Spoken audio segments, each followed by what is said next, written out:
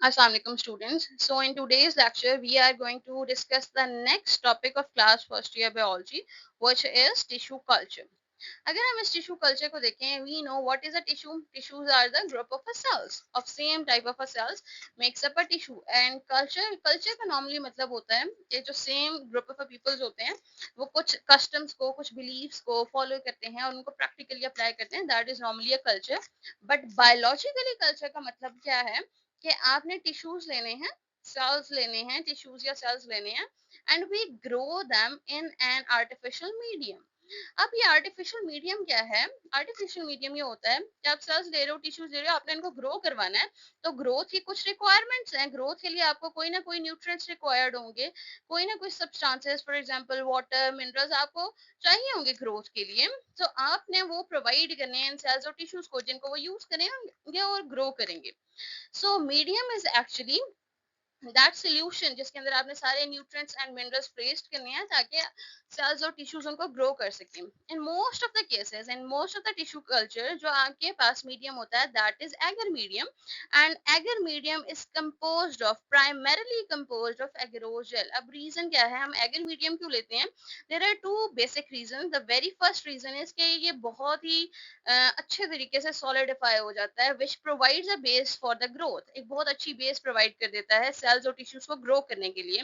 And the second one is कि जितने भी न्यूट्रिएंट्स एक टिश्यू कल्चर को चाहिए होते हैं for their growth, they get easily solubilize, बहुत ही आसानी से सॉलिबलाइज हो जाते हैं एगर के अंदर. दैट्स व्हाई, ठीक है, वी टेक द एगरोजेल या eager meet.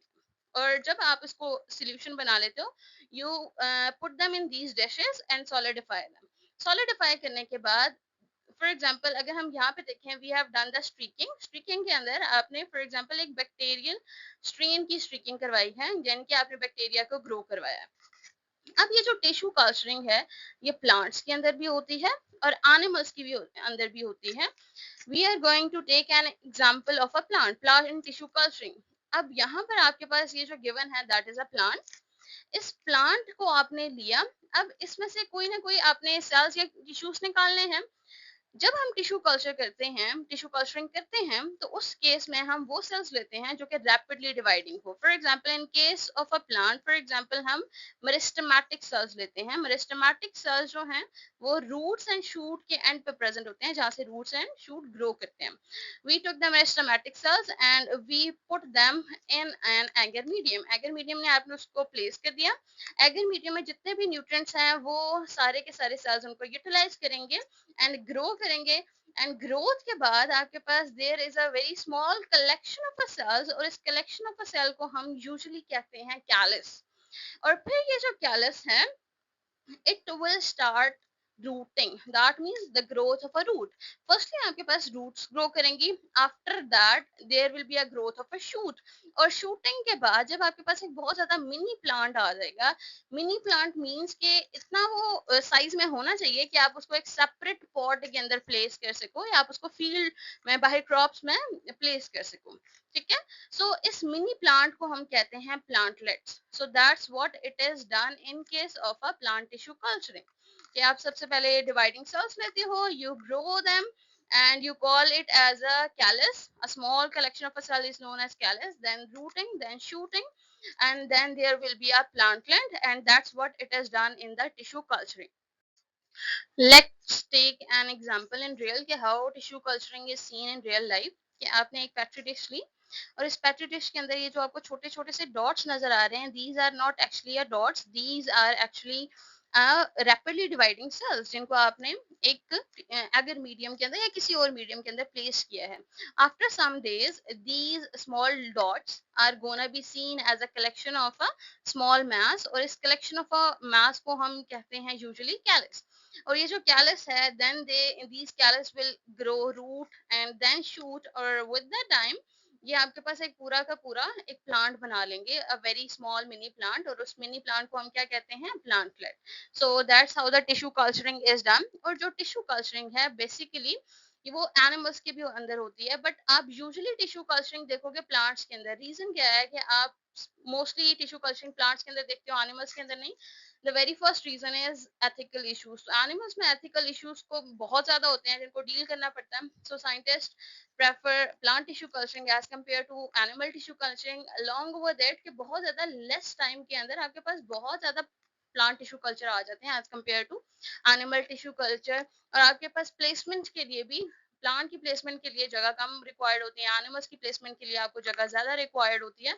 So that's why because of a certain reason animal tissue culturing बहुत ही कम देखी जाती है, but plant tissue culturing in most of the cases it will be seen in the researchers in the labs.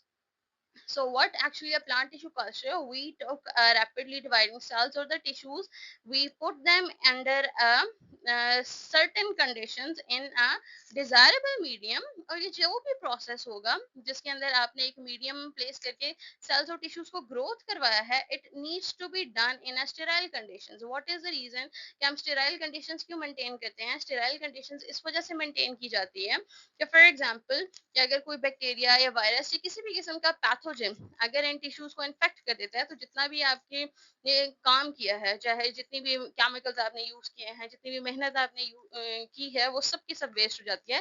That's why the whole process needs to be done in a sterile condition. So tissue culturing is basically a growth of tissues or a cells in a medium under a sterile conditions. So as we have discussed earlier, that tissue culturing it does not only takes place in plants but it also takes place in animals as well. तो अगर हम animals की बात करें तो animals के scenarios में जो tissue culturing है, it is mostly done to find out any tumor cell or any cancerous cells. ठीक है, cancerous cells और tumor cells को find out करने के लिए tissue culturing mostly की जाती है in case of animal cells.